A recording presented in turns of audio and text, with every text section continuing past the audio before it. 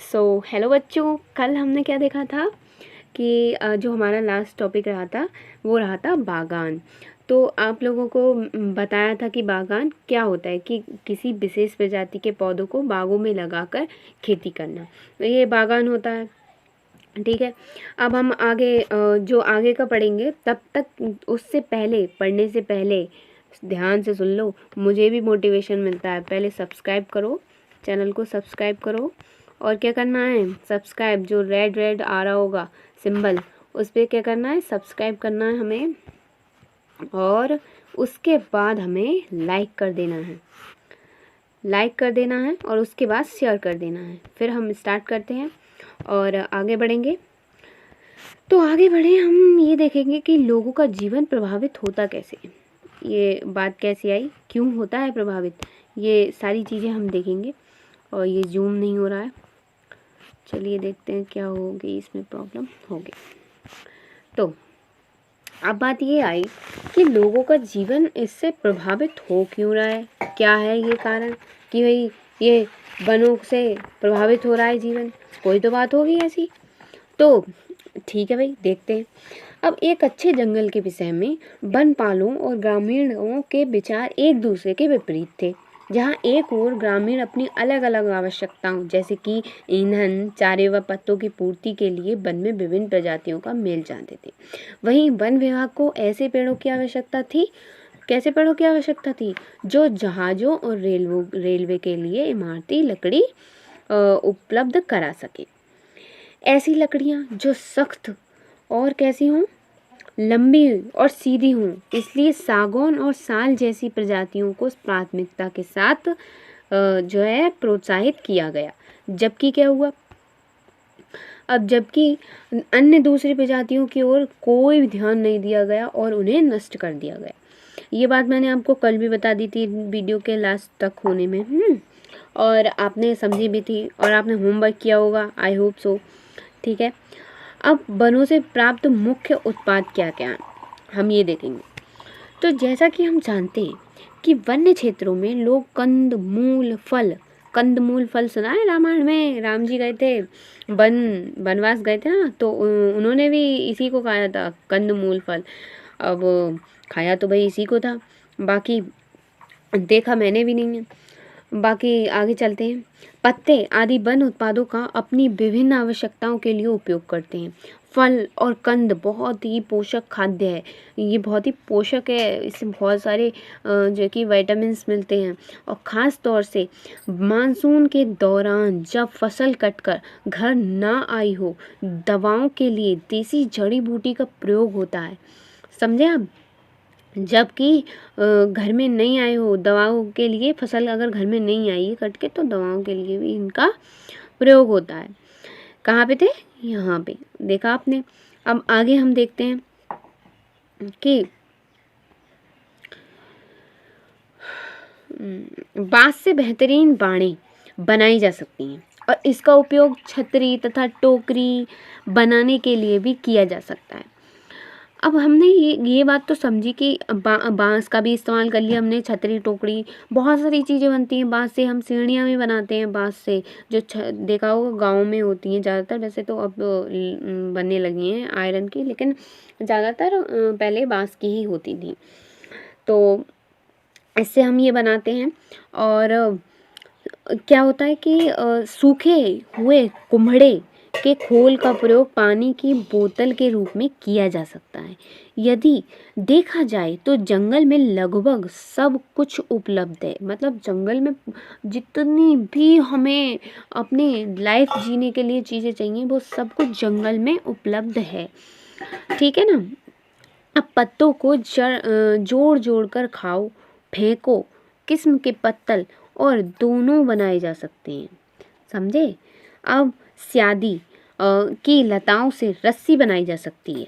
देखो, रस्सी भी मिल गई, पत्ते भी मिल गए खाने के लिए, जो थाली बनाते हैं ऐसे सी सी कर।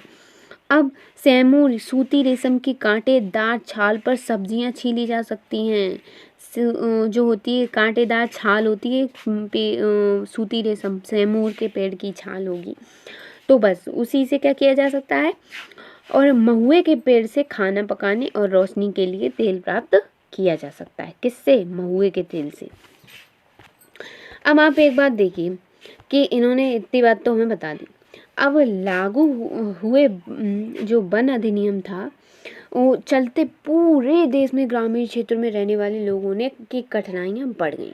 इस कानून के पश्चात घर के लिए लकड़ी काटना, पशुओं को चराना, कंद मूल फल एकत्र करना आदि प्रतिदिन की जो गतिविधियाँ थीं वो गैर कानूनी बन गईं। अब उनके पास जंगलों से लकड़ी चुराने के अतिरिक्त कोई दूसरा उपाय तो नहीं बचा, और पकड़े जाने पर इस स्थिति में वन रक्षकों की दया पर होते जो उनसे रिश्वत लेते थे। ठीक है भाई, क्योंकि भैया उन्होंने अधिनियम लगा दिया कि ये सारा कुछ गैर कानूनी है, आप ये नहीं कर सकते। अब जब वो तो भैया उनकी बेसिक ज़रूरत बन गई है, अब तो उन्हें वो करना ही पड़ेगा। अब जब ऐसे नहीं मिलेगा तो वो चुराएंगे, और चुराएंगे तो वो पकड़े जाएंगे। तो ऐसे वो अधिकारी मतलब जो होते थे ना, वो उनसे रिश्वत लेते थे, तो जो वन रक्षक होते थे। अब जलावनी लकड़ी इकट्ठा करने वाली महिलाओं को खास तौर से अधिक कठिनाई उठानी पड़ी। मुफ्त खाने पीने की मांग करके लोगों को तंग करना पुलिस और जंगल के चौकीदारों के लिए सामान्य बात बन चुकी थी। समझे आप? तो अब इसमें एक्स्ट्रा पॉइंट क्या है, समझ गए आप? अब इसमें एक्स्ट्रा पॉइंट हम देखते हैं क्या है। स्लीपर रेल की पटरी के आर पार, स्लीपर रेल जो है रेल की पटरी के आर पार लगे लकड़ी के तख्ते होते थे, जो रेल पटरियों को उनके स्थान पर रखते थे। वर्तमान में ये स्लीपर सीमेंट और सरियों से बनने लगे हैं। अब स्लीपर क्या होता है, तो ये पॉइंट आया कि स्लीपर क्या होता है। ठीक है, तो हम बताएंगे स्लीपर क्या होता है। रेल की पटरी के आर पार लगे जो लकड़ी के तख्ते होते हैं ना, जो पटरियों को उनकी जगह पर रोके रखते हैं, वो स्लीपर होता है। ठीक है, आगे हम देखते हैं।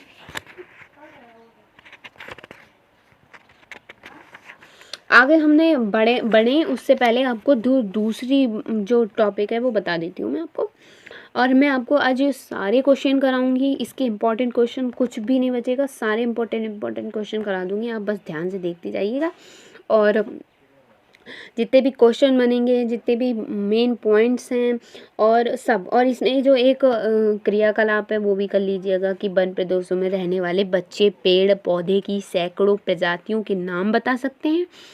आप पेड़ पौधों की कितनी प्रजातियों के नाम जानते हैं? पेड़ पौधों का नाम जैसे टमाटर है, फूल गोभी, सरसों, गाजर, कपास, शलजम, और प्रजाति इसकी जो कुछ भी इसमें लिखा हुआ है, जैसे कि ये लिखा है लार्कोपोर्सिकन एस्कुलेंटम, और ये लिखा है ब्रेसिका ओलिरेसिया।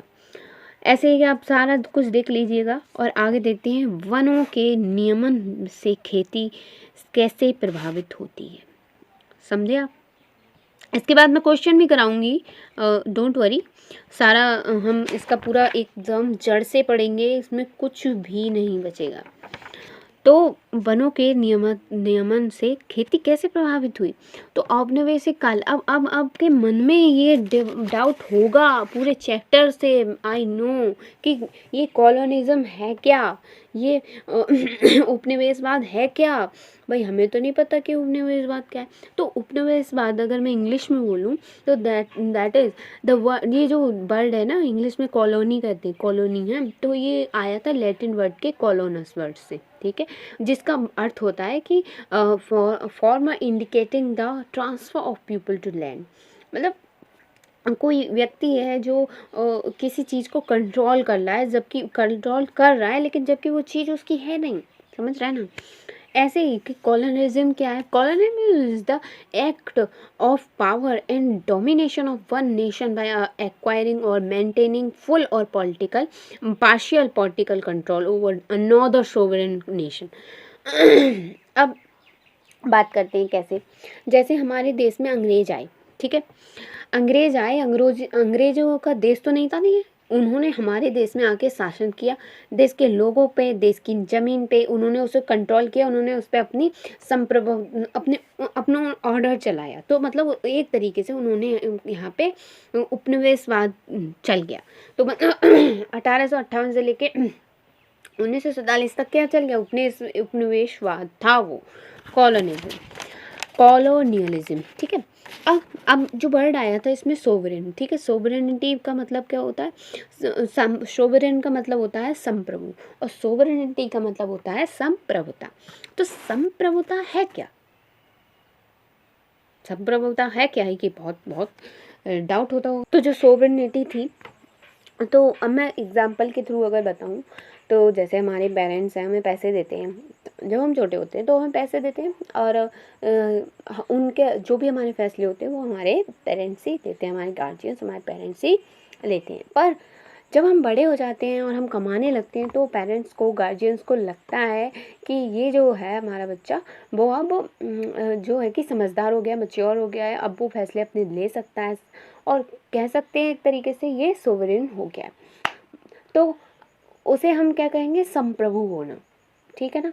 तो ऐसे ही हमारी जो कंट्री है वो एक सोवरेन स्टेट है, और तो आप समझ गए होंगे कि संप्रभुता क्या होती है, ठीक है। आगे बढ़ते हैं, आगे बढ़ेंगे तो देखेंगे, क्या देखेंगे हम, देखते हैं आगे क्या आ रहा है। ये वन है, देख लीजिए, वो तो बता ही दिया होगा कि सबसे लंबे वाले कौन से पेड़ होते हैं, और क्या क्या था, कैसे था, ठीक है। और ये है, देखो, नए व्यापार, नए रोजगार और नई सेवाएं। अब जंगल पर वन विभाग का नियंत्रण स्थापित हो जाने के कारण लोगों को कई प्रकार के नुकसान उठाने पड़े पड़े फिर क्या हुआ, लेकिन कुछ लोगों को व्यापार के नए अवसरों का लाभ भी मिला।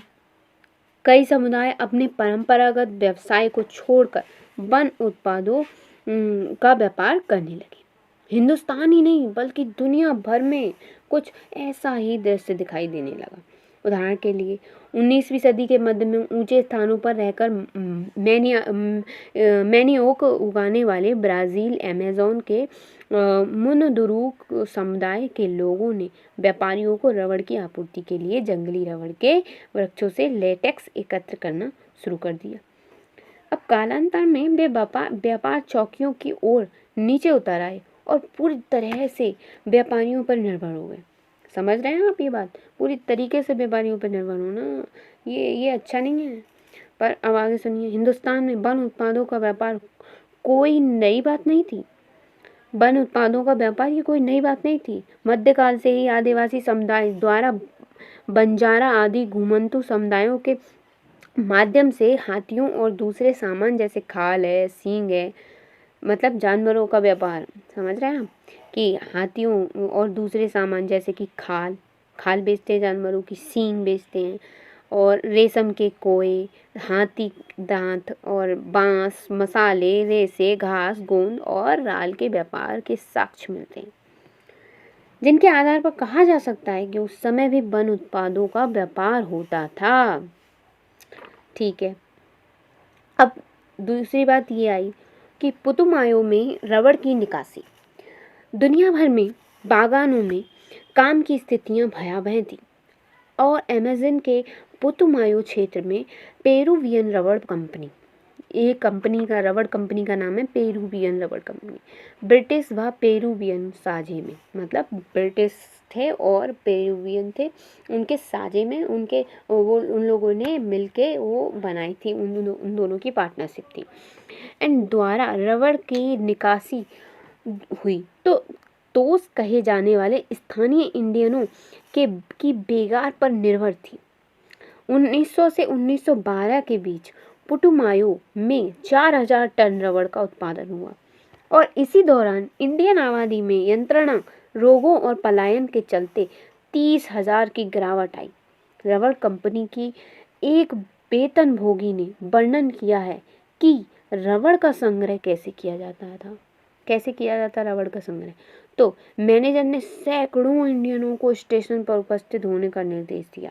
उसने अपनी कार्बाइन और छुरा पकड़ा और इन बेबस इंडियनों का कत्लेआम शुरू कर दिया, मतलब भैया वहीं पे मारना शुरू कर दिया। उसने चाकू निकाला और उसका कत्ल करने शुरू कर दिए बेबस इंडियनों के, समझ रहे हैं ना आप। और थोड़ी ही देर में क्या हुआ, बच्चों, महिलाओं और पुरुषों की कत्लें, वो 150 लाशों से जमीन ढक गई। कितना कितना बहुत ही ज़्यादा वैसा दृश्य रहा होगा कि इतने बेबस इंडियन मार दिए गए, बताओ। चलिए आगे क्या हुआ। खून से नहाए हुए दया की भीख मांगते जिंदा बचे लोगों को मुर्दों के ढेर के साथ जला दिया गया। ओ माय गॉड, जो मरे थे चाकू से वो तो अलग ही बात थी, पर जो जिंदा बचे वो भीख मांग रहे थे, भाई मुझे छोड़ दो, मुझे छोड़ दो, पैरों में गिर रहे थे, फिर भी उन्हें उन्हीं मुर्दों के मतलब उनकी डेड बॉडीज के साथ जो 150 लोग मारे थे, उसमें महिलाएं बच्चे पुरुष सब थे, उनके साथ उन जिंदाओं को भी जला दिया गया। कितनी ज़्यादा क्रूरता की गई। चलिए और आगे क्या हुआ। फिर जला दिया गया और मैनेजर चिल्लाया, मैं उन सभी इंडियनों को ख़त्म कर देना चाहता हूँ जो रबड़ लाने के लिए दिए गए मेरे आदेश को नहीं मानते। तो ये बात आप लोगों ने जान ली होगी कि कितना दयनीय हाल था उस टाइम। ठीक है, अब आगे देखते हैं कि वन विद्रोह कैसे शुरू हुआ, क्या हुआ। हिंदुस्तान और विश्व के अन्य देशों में वन्य समुदायों ने जो है अपने अपने ऊपर थोपे गए परिवर्तनों के विरुद्ध बगावत की। संथाल परगना में सिंधु और कानू, छोटा नागपुर में बिरसा मुंडा और आंध्र प्रदेश में अल्लूरी सीताराम राजू को लोकगीतों और कथाओं में अंग्रेजों के विरुद्ध हुए आंदोलन के नायक के रूप में आज भी याद किया जाता है। इन लोगों ने अपने अपने क्षेत्रों में अंग्रेजों के विरुद्ध हुए आंदोलन का नेतृत्व करके महत्वपूर्ण भूमिका निभाई। हम बस्तर रियासत में सन 1910, ये जो है ना डेट्स, ये इम्पोर्टेंट है, इन्हें याद रखिएगा। 1910 रेड कर लेती हूँ, ठीक है। 1910 इन्हें ध्यान रखिएगा, बहुत इम्पोर्टेंट है। और 1910 में हुए ऐसे ही एक विद्रोह का विस्तार ऐसे अध्ययन करेंगे, ठीक है, विस्तार से अध्ययन करेंगे। और ये एक फ़ोटो है फॉरेस्ट का ही है, आप देख लीजिए, आपको अच्छा लगे। और आपने, आई होप आपने चैनल को लाइक भी कर दिया होगा, शेयर भी कर दिया होगा। चलिए आगे बढ़ते हैं। अब लोगों के भय क्या थे, उन्हें भय था क्या, ये जानेंगे कि लोगों के भय क्या थे। तो औपनिवेशिक सरकार ने सन 1905 में जंगल के 2/3 हिस्से को आरक्षित करने, घुमंतू खेती को रोकने और शिकार व अन्य उत्पादों के संग्रह पर पाबंदी लगाने जैसे प्रस्ताव रखे। इन प्रस्तावों से बस्तर के लोग बहुत परेशान हो गए। कुछ गांवों को आरक्षित वनों में इस शर्त पर रहने की अनुमति दी गई कि वे वन विभाग के लिए पेड़ों की कटाई और ढुलाई का काम मुफ्त करेंगे और जंगल को आग से बचाएंगे। अब बाद में इन्हीं गांवों को वनग्राम कहा जाने लगा, समझ रहे हैं। फिर क्या हुआ, बाकी गांवों के लोग बिना किसी सूचना या मुआवजे के हटा दिए गए। काफ़ी समय से गांव वाले जमीन के बढ़े हुए लगान तथा औपनिवेशिक अफसरों के हाथों बेगार और वस्तुओं की लगातार मांग से त्रस्त थे। इसके पश्चात भयानक अकाल का दौर आया, पहले 1899 से 1900 में और फिर सन 1907 से 1908 में वन आरक्षण ने चिंगारी का काम किया। लोगों ने बाजारों में, त्योहारों के अवसरों पर और जहाँ कहीं भी कोई गांवों के मुखिया और पुजारी एकत्र होते थे, वहाँ इन मुद्दों पर चर्चा करना शुरू कर दिया। अब कांगेर वनों के धुरवा समुदाय के लोग इस अभियान में सबसे आगे थे, क्योंकि आरक्षण सबसे पहले यहीं लागू हुआ था। हालांकि कोई एक व्यक्ति इनका नेता नहीं था, लेकिन बहुत सारे लोग नेथानार गांव के गुंडा धूर को इस आंदोलन की एक महत्वपूर्ण शख्सियत मानते हैं। सन 1910 में आम की टहनियाँ, मिट्टी के ढेले, मिर्च और तीर गांव-गांव चक्कर काटने लगे। गांव में अंग्रेजों के विरुद्ध बगावत का संदेश था। प्रत्येक गांव ने इस बगावत के खर्चे में कुछ न कुछ सहायता दी। बाजार लूटे गए और अफसरों और व्यापारियों के घर, स्कूल और पुलिस थानों को लूटा व जलाया गया। अब देखो कुछ जो जो इम्पोर्टेंट टॉपिक्स हैं मैं आपको वो करा देती हूँ। देखते हैं कोई और इम्पोर्टेंट टॉपिक बचा है या नहीं बचा है, तो हम वो देखेंगे। नहीं बचा होगा तो आप वो खुद कर लीजिएगा। मैं आपको इम्पोर्टेंट क्वेश्चन करवाने वाली हूँ। अब उससे पहले हम जान लेते हैं कुछ मेन जो रह गए हैं, मेन वर्ड, मेन तारीखें, वो देख लेते हैं हम। देखिए, नोट कर लीजिएगा, ठीक है। आगे बढ़ते हैं, ठीक है। और जैसे ये तो मैंने आपको बता दिया था, प्रतिभूमि वगैरह। और चलिए यहाँ पे बात करते हैं। देखो, ये जो डेट्स है ना, इन्हें ध्यान से लिख लीजिए। सबसे पहले 1755 में क्या हुआ? 1755 में हुआ था जावा की माताराम रियासत का विभाजन हुआ। आप अपनी नोटबुक निकाल लीजिए, लिख लीजिए, इसे नोट कर लीजिए। ये एग्ज़ाम में ज़रूर आनी है, इन्हें ज़रूर ध्यान रखिए, ठीक है। नेक्स्ट है कि 1820 में क्या हुआ? 1820 में अंग्रेजी खोजी दस्ते भारत में वन संपदा का अन्वेषण करने के लिए भेजे गए। और मोस्ट वेरी, मतलब आपको बस करनी है, ये तो बहुत ही ज़्यादा इम्पोर्टेंट है। तो क्या है वो अभी बताऊंगी मैं, पहले इसे इरेज तो कर लूँ। तो सबसे ज़्यादा इम्पोर्टेंट, और कुछ करें ना करें, इसे ज़रूर करें। किसे करें? 1864 में भारतीय वन सेवा की स्थापना की गई। बहुत इम्पोर्टेंट है, 1864 में भारतीय वन सेवा की स्थापना की गई। और इम्पोर्टेंट बता देती हूँ मैं आपको। ओके। और 1878 में वन अधिनियम के प्रथम बार संशोधन हुआ। संशोधन का मतलब कोई चीज़ बन चुकी है लेकिन उसमें कुछ चीज़ें ऐड करनी या फिर रिमूव करनी या उनमें सुधार करना रह गया, वो संशोधन कहलाता है। और बहुत इम्पोर्टेंट, मोस्ट इम्पोर्टेंट क्या है? मोस्ट इम्पोर्टेंट है, बस्तर रियासत में विद्रोह कब हुआ? 1910 में हुआ बस्तर रियासत में विद्रोह। और दूसरी बार संशोधन कब हुआ था इसी में, वन अधिनियम में? तो वो भी देख लीजिए कि दूसरी बार कब हुआ। पहली बार तो मैंने आपको बता ही दिया है 1878 में, दूसरी बार हुआ था 1927 में। आप ये सब पढ़ के चलेंगे तो आई प्रॉमिस कि कुछ भी बाहर नहीं आएगा। और आपके जो बोर्ड एग्ज़ाम आएंगे ना, उनमें भी ये फ़ायदा देगा, कॉम्पिटेटिव एग्ज़ाम में भी ये फ़ायदा देगा, बहुत फ़ायदा देगा। आप ध्यान रखिएगा। अब मैं आपको क्वेश्चन कराऊंगी, ध्यान से पढ़िए और उनका जवाब भी दीजिए।